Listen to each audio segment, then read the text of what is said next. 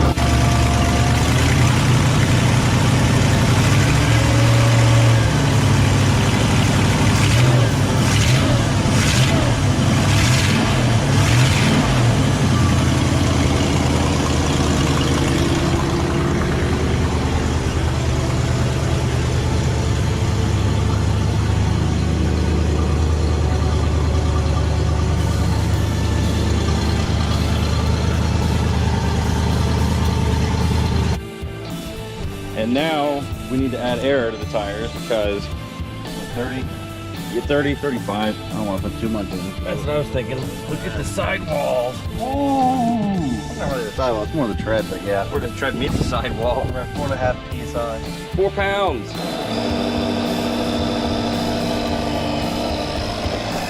Gonna have to add air to the shocks in the back because the back end's dragging on the ground. We're gonna check all 4 tires. I pulled it out of the unit and I'm having brake issues where as soon as I touch the brakes, it likes to lock the back brakes up and drag the tires. So. Or you only have back brakes. I'll have to check the master. So now we're gonna check the master and see if we have brakes.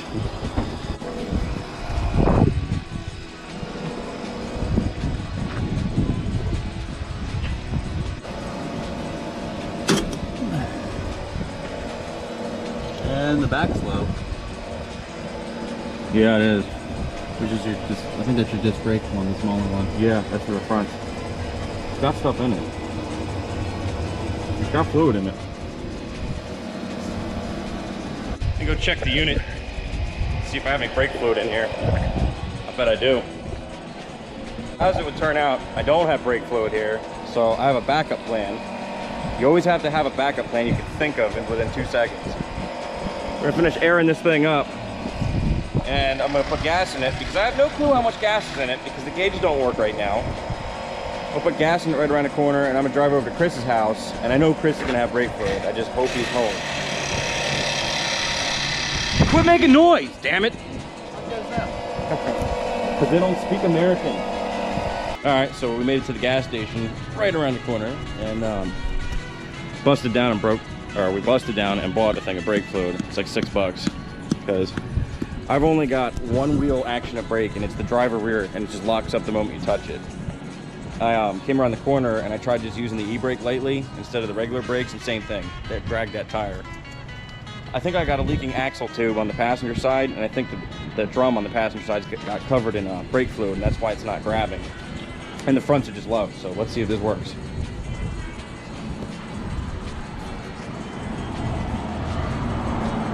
Ooh, she's full. All right, let me go jam on the pedal without the cap on it. Like I say, go jam on the pedal while I hold the cap over it.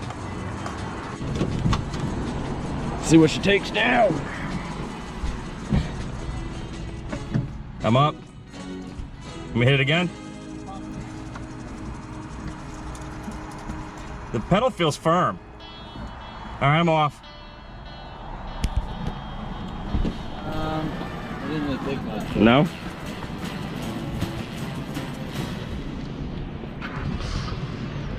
Oh, it's firm, so that means the master didn't get air in it. Yeah, the pedal feels great. It's just that when I touch it, it locks the one tire up, and that's all I have. You might have the fronts, just the air's locking up first. All right, so we're on the road, and here's a stop sign. Let's see what it does. Ready? And braking now. Oh, they're coming back to life. Okay, that's good. We're about to be at world's famous Testa's auto body and sometimes speed shop, but definitely auto body. That's what Chris specializes in, auto body. So if you need anything repaired body wise, you know who to call. Old man Testa. So we made it to Chris's house, trouble free. The brakes are starting to feel like they're coming back to life. You saw at that last intersection, I stepped on them pretty hard to see if it would grab that drum, and it didn't. So maybe they're starting to work themselves out. And we aired up that one tire that was really low. At 4 pounds it had, but the rest of the tires are kind of low. So we're gonna air all that up. It's got air shocks that I guarantee have nothing in them. So I'm gonna air those up to about 80 pounds. Because it's definitely dragging its behind on the ground as it drives down the road. So I'm gonna get on that.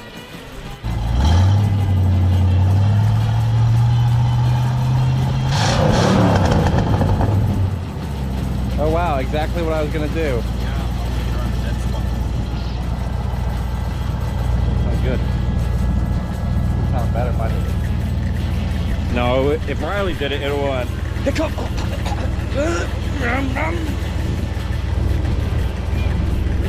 He don't know how to get around a dead spot. I don't, really. No, what a dick. What a dick. Told you, Testa Speed Shop. That's where you go to get all your body work done. Ready? Ready? Yeah. Watch that jug. Trying to pop this dent out right here, at least somewhat.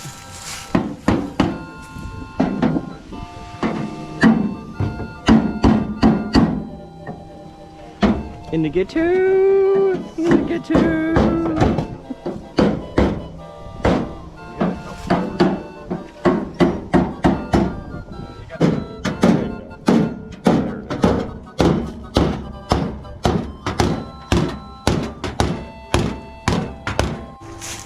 Now here's our thumbnail right here.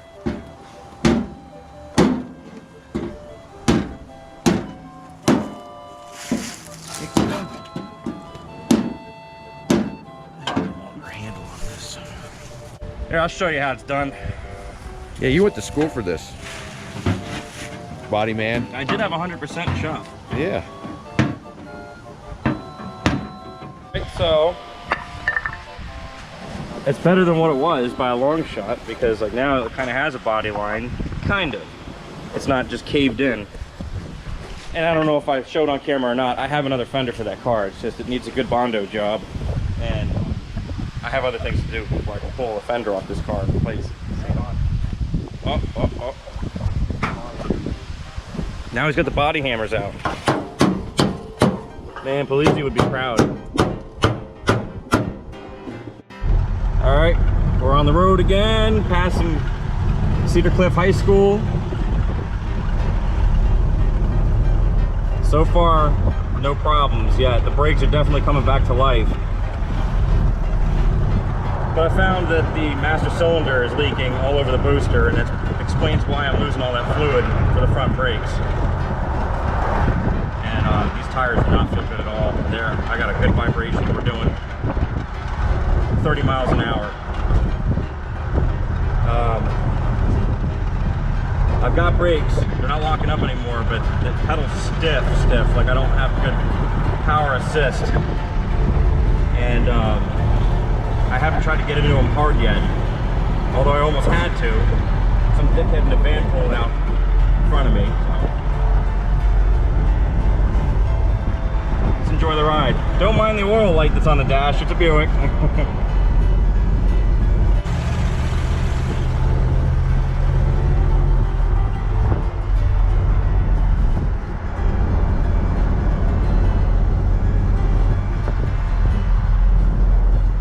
Can't see because of the sun.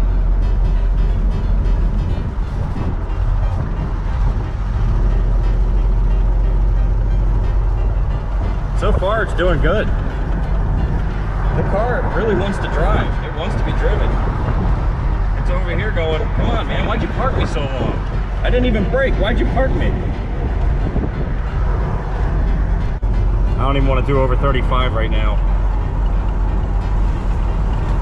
Believe me, I want to do 85, but I don't want to drive over 35 with these tires. We're about halfway between Chris's house and my house at this point. There's our old garage right there.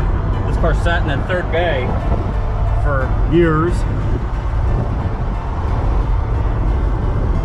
One thing I hate about driving this car is I have no passenger door mirror. This car's got an AM and an FM radio from the factory. Speed alert buzzer in the dash. Tilt wheel.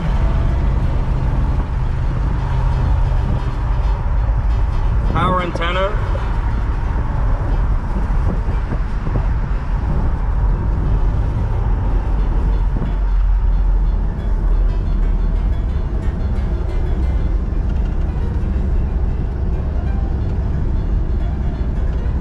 I also got to take it easy on these corners when I turn because, well, tires.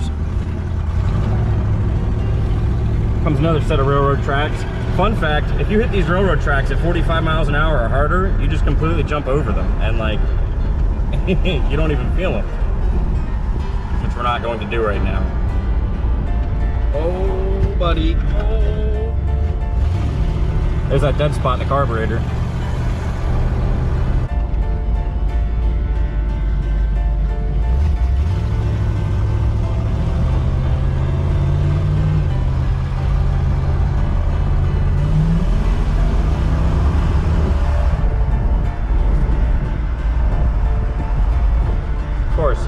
Of course there'll be a red light I come up to right after I want to blow it out.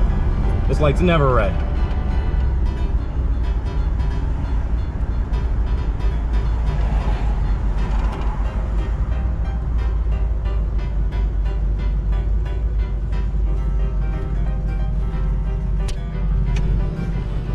I gotta tell you, I think it handles great. It'll handle better once I put tires on it.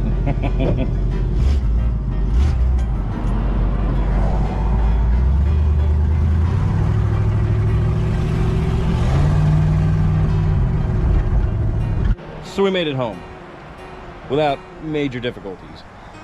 Riley was following me and he just told me that the passenger side, every time I come to a stop, a couple whiffs of smoke come out from that side of the car. Well, I just touched the brake drum on the passenger rear and it burnt my finger.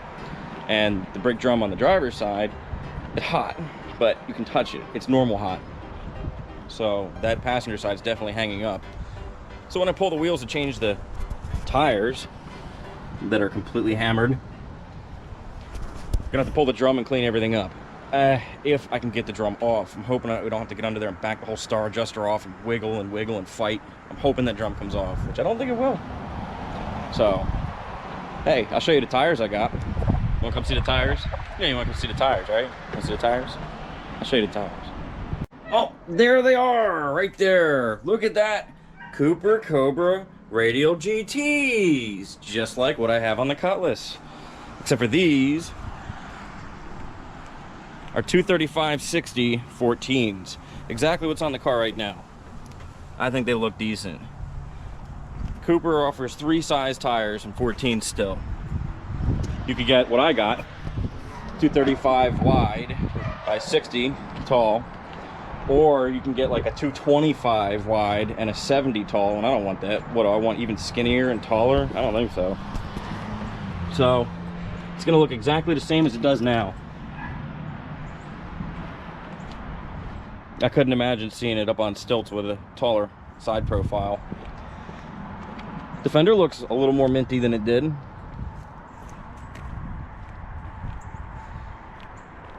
And yeah, that's there it is. I think immediately what I'm going to try and do here is paint that fender to match this fender, so it's at least symmetrical, and put these moldings back on because I have them. And definitely need a door mirror. That is obnoxious. I cut people off all the time that aren't paying attention. I never cut anybody off that didn't have it coming to them, but I do that, and I need this mirror to do so. Without having it, it's extremely obnoxious. Looking for a mirror that doesn't exist, kind of like, you know, if the stick-on glue-on mirror, kind of like if your rear view mirror that's stuck on modern cars ever falls off in the hot summer sun and you got to drive the car home that way, you keep looking for your rear view mirror and it's not there. Quite aggravating. So there it is. Next stop, tires.